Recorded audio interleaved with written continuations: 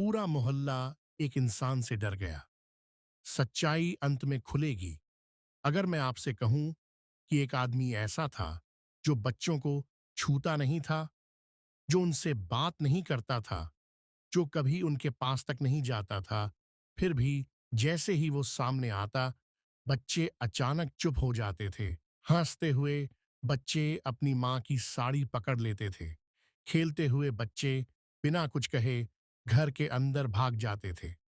और सबसे अजीब बात ये थी कि किसी को नहीं पता था आखिर ऐसा क्यों होता है, क्योंकि डर हमेशा किसी आवाज से नहीं आता।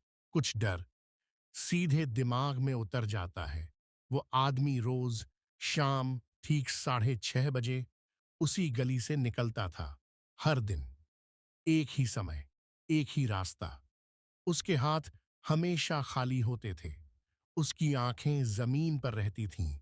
ना वो मोबाइल देखता था, ना किसी से बात करता था। वो चलता रहता था, बिना रुके, बिना देखे। लोग कहते थे, इतनी चुप्पी ठीक नहीं होती। किसी ने कहा, ये आदमी बहुत अजीब है।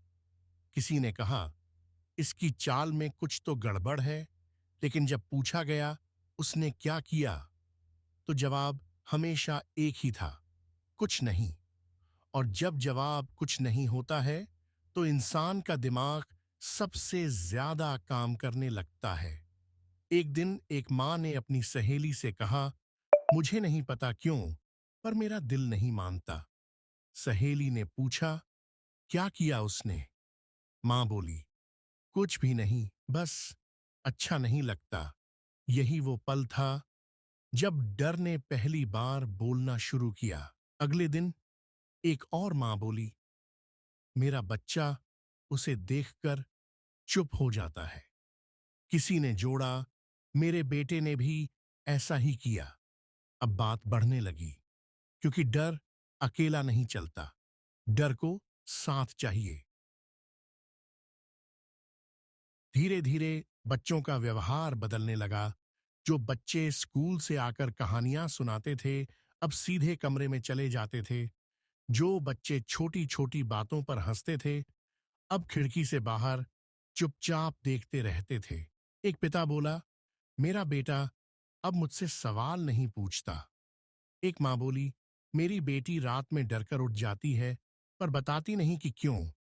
डॉक्टर ने कहा, बच्चों पर कोई अनजाना दबाव है। लेकिन दबाव किसका? उस आदमी का या उस डर का जो बिना ब्या वजह सबके दिमाग में घर कर चुका था? उस आदमी ने अब तक कुछ भी नहीं किया था, लेकिन मोहल्ले में कुछ हो चुका था। कुछ ऐसा जो बिना दिखे सबको बदल रहा था। थोड़ा रुकिए, और असली कहानी अब शुरू होने वाली थी। डर अब कानों से नहीं, दीवारों से फैलने लगा था। लोग उसके बारे में आंखों से नहीं, दिमाग से सोचने लगे थे। और जब डर दिमाग में घुस जाए, तो इंसान खुद सबसे खतरनाक बन जाता है। अब बातें धीरे धीरे नहीं, तेजी से फैलने लगीं। कोई बोला, वो बहुत देर तक एक ही जगह खड़ा रहता है। किसी ने जोड़ा, उसकी परछाई भी अजीब लगती है। किसी ने कहा, मेरा बच्चा बोला, उसे सपने में वो आदमी दिखा। किसी ने पूछा, क्या किया उसने? जवाब फिर वही, कुछ नहीं। लेकिन अब कुछ नहीं काफी नहीं था, क्योंकि जब डर सवाल पूछने लगे, तो जवाब बेमतलब हो जाते हैं। बड़ों ने कुछ कहा नहीं था, लेकिन बच्चों ने सब समझ लिया था। एक बच्चा बोला, मम्मी, वो आदमी बुरा है ना? मां ने जवाब नहीं दिया, बस बच्चे को अपने पास खींच लिया। और वही एक पल बच्चे के दिमाग में हमेशा के लिए बैठ गया। क्योंकि बच्चे शब्द नहीं सीखते, बच्चे डर सीखते हैं। अब बच्चे रास्ता बदलने लगे। खिड़की से झांकते, फिर पर्दा गिरा देते। नाम नहीं लेते, लेकिन आंखों में डर साफ दिखता। अब लोग एक दूसरे से आंखें मिलाकर बात नहीं करते थे, बस इशारों में। जब वो आदमी दिखता, तो दुकानों के शटर आधे गिर जाते। कोई खुलकर कुछ नहीं कहता, लेकिन हर कोई मान चुका था।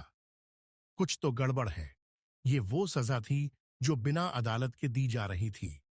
और सबसे खतरनाक बात कि कोई खुद को गलत नहीं मान रहा था। उस आदमी को कुछ बताया नहीं गया, उससे पूछा नहीं गया, बस धीरे धीरे उसे अलग कर दिया गया। अब वो आदमी पहले जैसा नहीं था, उसकी चाल और झुक गई, उसकी आंखें और नीचे रहना ही लगी। वो अब तेज चलने लगा, जैसे कहीं से भाग रहा हो। लेकिन भाग किससे? लोगों से, या उस चुप सजा से जो हर दिन उसके ऊपर गिर रही थी? जब इंसान खुद को दोषी मानने लगे तो उसे सजा देने की जरूरत नहीं पड़ती। मोहल्ले में कोई शक नहीं बचा था। सबको लगने लगा था वो आदमी गलत है। बस एक सवाल बचा था, आखिर वो ऐसा क्यों है? थोड़ा रुकिए, और यही सवाल पार्ट 3 में सब कुछ बदलने वाला है। अब तक उस आदमी ने कुछ भी नहीं कहा था, न सफाई दी, न शिकायत की, न सवाल पूछा। लेकिन कभी कभी चुप्पी सबसे ज्यादा शोर करती है। एक शाम मोहल्ले के सबसे बुजुर्ग आदमी ने हिम्मत जुटाई। जब वो आदमी हमेशा की तरह सिर झुकाए चल रहा था, तो बुजुर्ग ने धीरे से कहा, बेटा। वो आदमी रुक गया। पहली बार बुजुर्ग बोले, तुम बच्चों से इतनी दूरी क्यों रखते हो? कुछ सेकंड तक कोई आवाज नहीं आई। फिर वो आदमी धीरे से बोला, क्योंकि मैं डरता हूं। बुजुर्ग ने पूछा, किससे? वो आदमी बोला, अपने आप से। उसकी आवाज कांप रही थी। मेरा बेटा भी इसी उम्र का था। वही हंसी, वही शरारत, वही सवाल। जब वो चला गया तो बच्चों को देखकर मुझे डर लगने लगा। डर इस बात का नहीं कि वो कुछ कर देंगे, डर इस बात का कि मैं खुद टूट न जाऊं। उसने सिर और झुका लिया। इसलिए मैं दूर रहता हूं, क्योंकि हर बच्चा मुझे मेरा बेटा याद दिलाता है। बुजुर्ग आदमी कुछ नहीं बोला। उसके पास कोई जवाब नहीं था। अगले दिन ये बात फैल गई, लेकिन इस बार अफवाह की तरह नहीं, सच्चाई की तरह। लोगों को एहसास हुआ, जिसे वो खतरनाक समझ रहे थे, वो असल में सबसे ज्यादा टूटा हुआ था।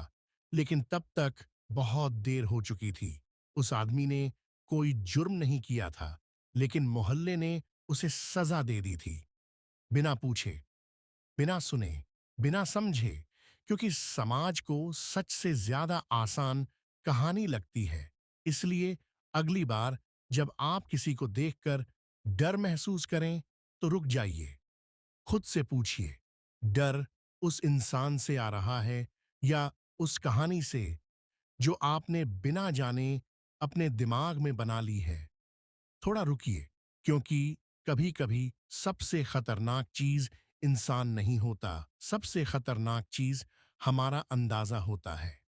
अगर आपको ऐसी कहानियां पसंद हैं जो सिर्फ डराती नहीं, सोचने पर मजबूर करती हैं, तो चैनल को सब्सक्राइब जरूर करें, क्योंकि यहाँ हर कहानी किसी न किसी सच्चाई से जुड़ी होती है।